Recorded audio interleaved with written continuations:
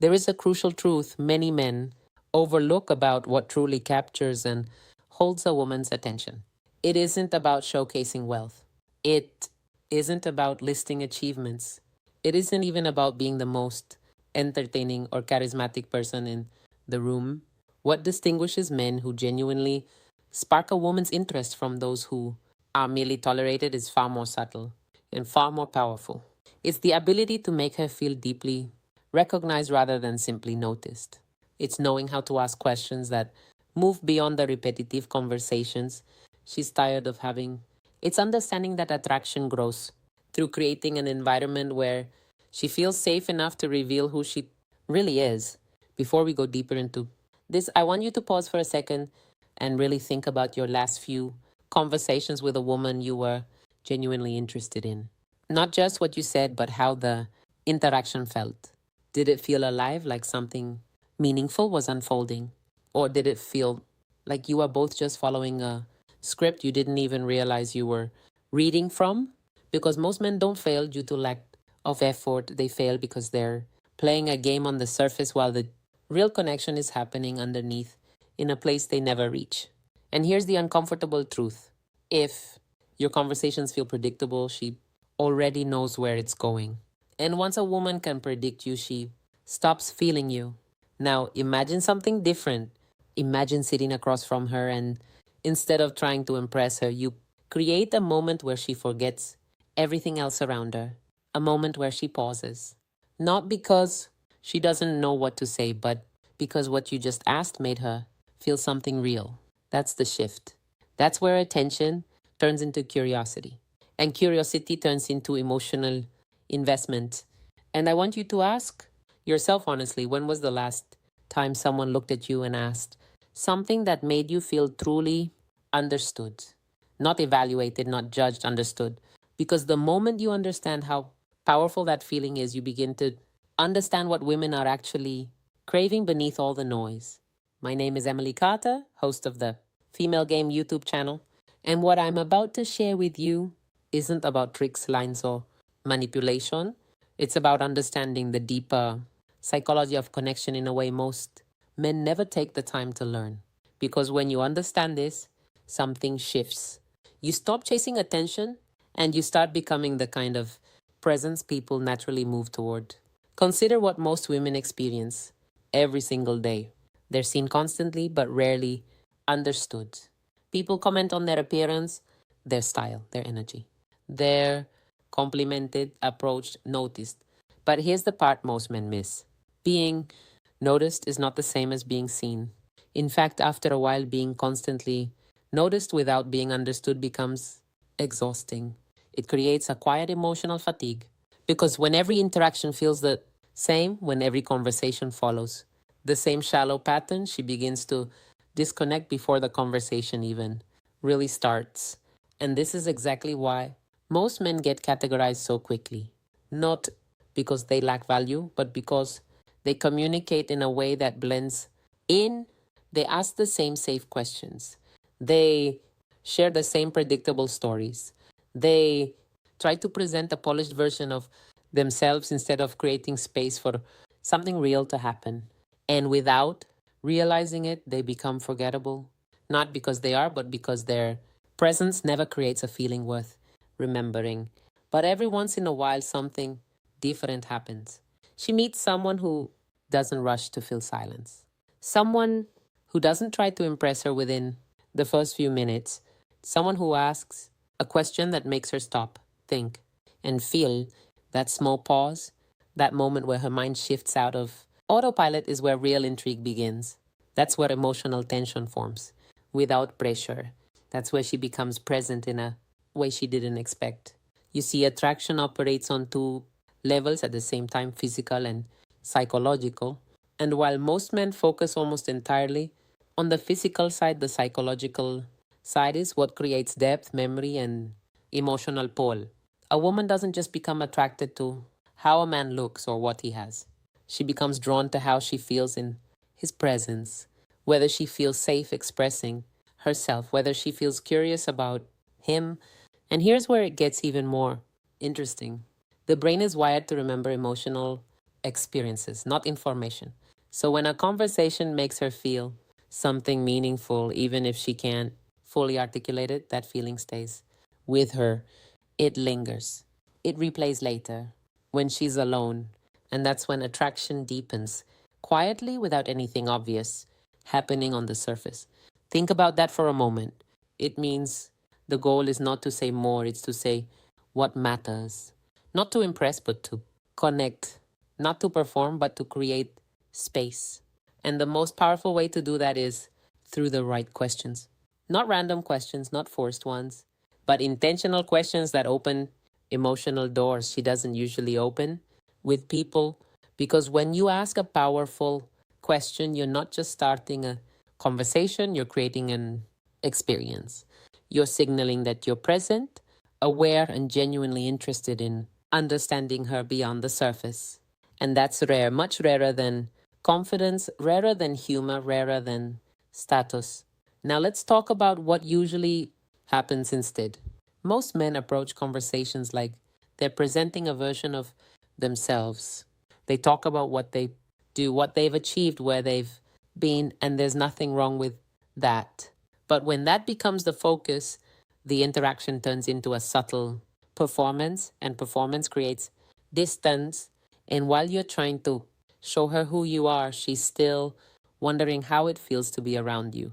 And those are two very different things. I once worked with someone who couldn't understand why his conversations never led anywhere meaningful. He was successful, articulate, even funny at times. But every interaction felt like it ended the same way: polite interest, followed by quiet distance. And when we broke it down, the issue became clear. He was doing everything right on the surface, but nothing that created emotional depth. So I asked him to try something different.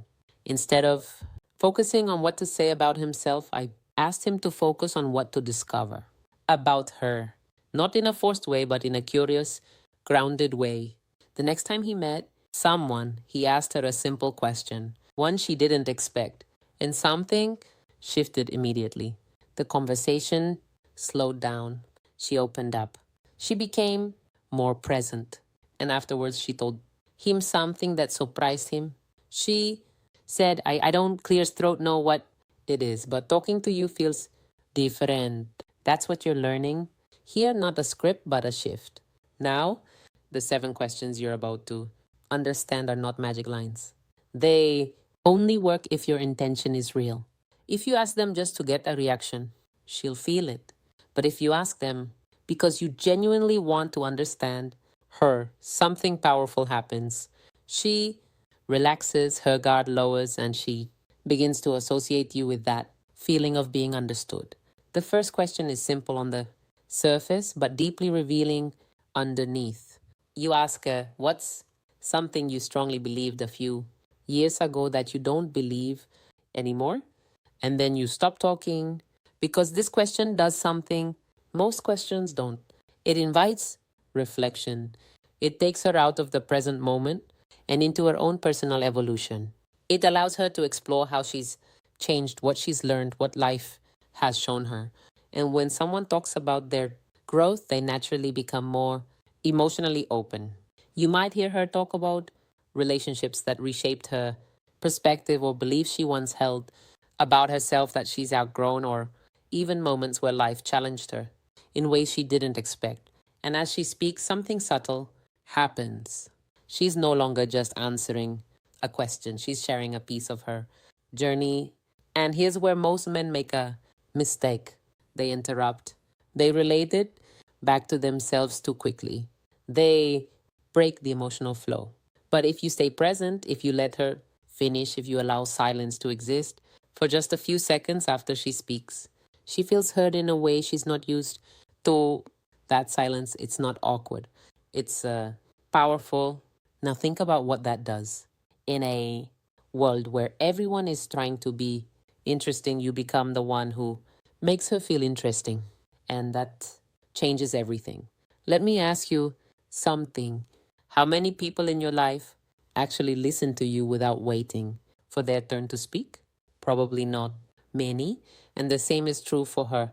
So when you become that rare presence. Even briefly, it leaves an impression that goes far beyond the conversation itself. The second question goes even deeper into emotional territory. You ask her, when do you feel most like yourself? This question bypasses surface level identity completely. It doesn't ask what she does, it asks who she is when she's not trying to be anything for anyone. And that's a powerful place to explore. Her answer might be something simple, like quiet mornings with coffee, or being in nature, or creating something she loves. Or it might be something deeper, like being in meaningful conversations, or helping others, or feeling completely at peace with herself. And as she answers, something important happens. She begins to reconnect with that feeling. And because you're the one who brought her there, she subconsciously links that emotional state to you. That's how attraction builds quietly, not through force, but through association. Now, here's where you take it a step further. Instead of jumping to the next question, you stay with her answer. You explore it gently. You might say, what is it about that moment that makes you feel that way? And suddenly the conversation deepens even more. This is what most people never experience, a conversation that actually unfolds instead of just moving from topic to topic. And if you're paying attention, you'll notice something else. She starts asking you questions too, not out of obligation, but out of genuine curiosity. Because when someone feels seen, they naturally want to see you back. So now I want you to reflect again. Are your conversations creating this kind of experience? Or are they staying on the surface where nothing really sticks? Because in the next part, we're going to go even deeper into the remaining questions, the ones that unlock hidden desires, reveal emotional patterns, and create a level of connection most people never reach. And once you understand how to use them the right way, you won't just hold attention, like you'll become unforgettable. Now, here's where things begin to shift even more deeply. Because once a woman starts opening up, once she begins to feel that sense of emotional safety and curiosity, the next step is not to rush forward.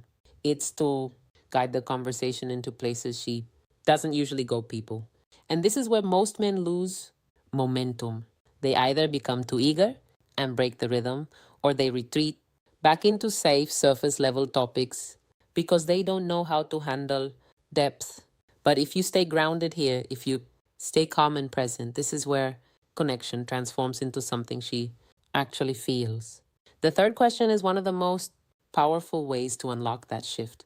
You ask her, if nothing held you back, no fear, no money concerns, no judgment, what would you be doing right now? And when you ask this, something interesting happens almost immediately.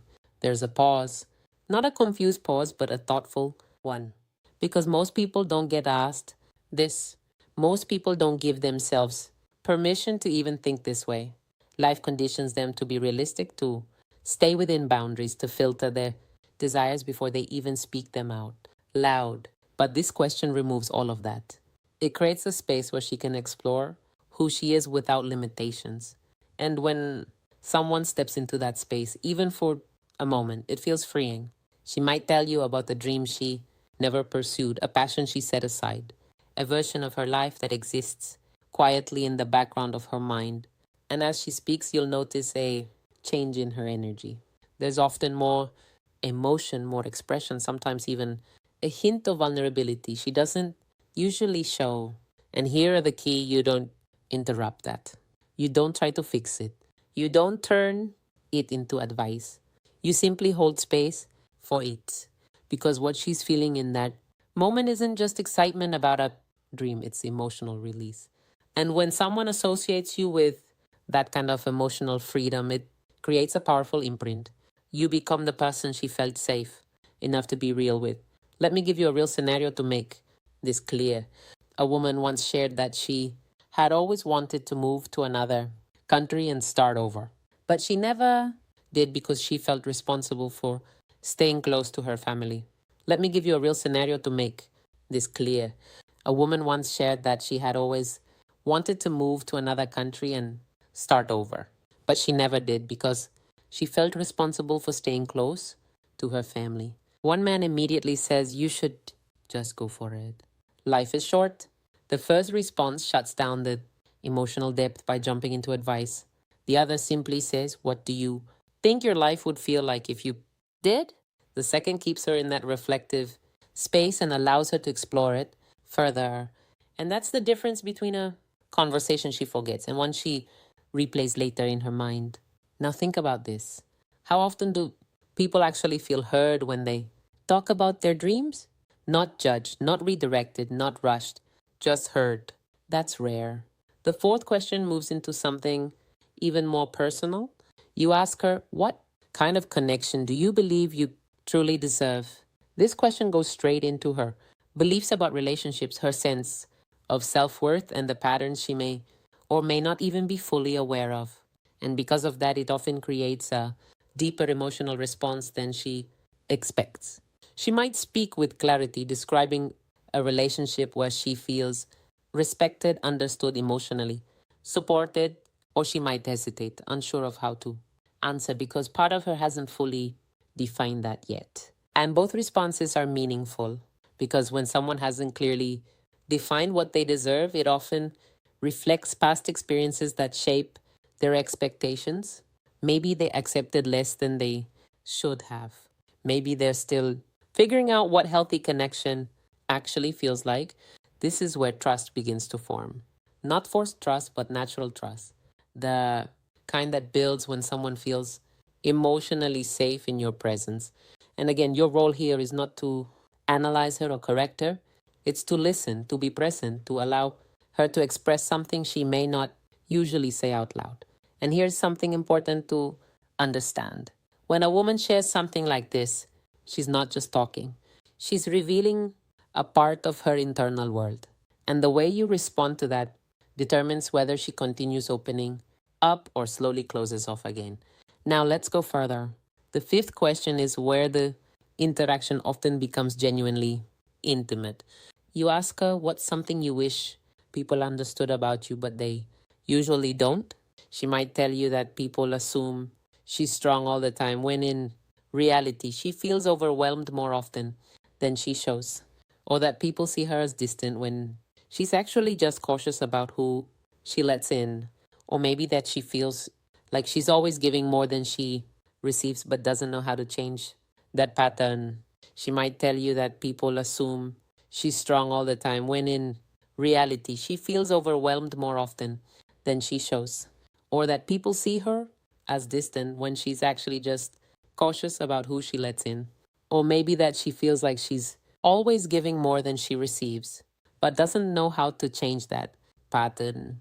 And this is where your presence matters more than anything you could possibly say. Because if you respond with distraction or try to lighten the moment too quickly, you break that connection. But if you stay with her, if you acknowledge what she said in a simple, genuine way, she feels seen. You might say something as simple as, "That makes a lot of sense," or "I can see why you'd feel that way." And that's enough.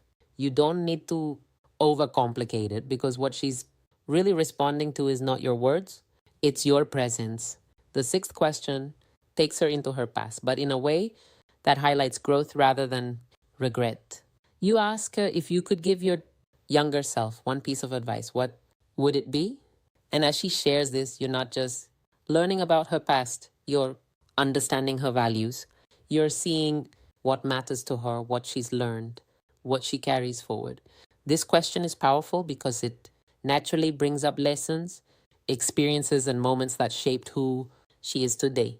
And when people reflect on their past with awareness, they often reveal their deepest insights without even realizing it.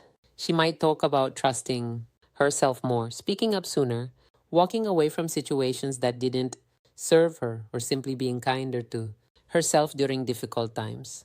And again, notice the pattern here. Each question is not random. Each one opens a different emotional door. Growth, identity, desire, self worth, vulnerability, reflection. And when these layers unfold naturally in a conversation, it creates a sense of depth that most people rarely experience. Now, here's something subtle but important. At this point in the interaction, if you've been present, if you've listened well, if you've allowed space instead of filling it, she's already feeling something different about you. And this is where many men make another mistake. They try to capitalize on the moment too quickly. Instead, you stay steady. You let the connection breathe. Because attraction that builds slowly tends to last longer and feel stronger.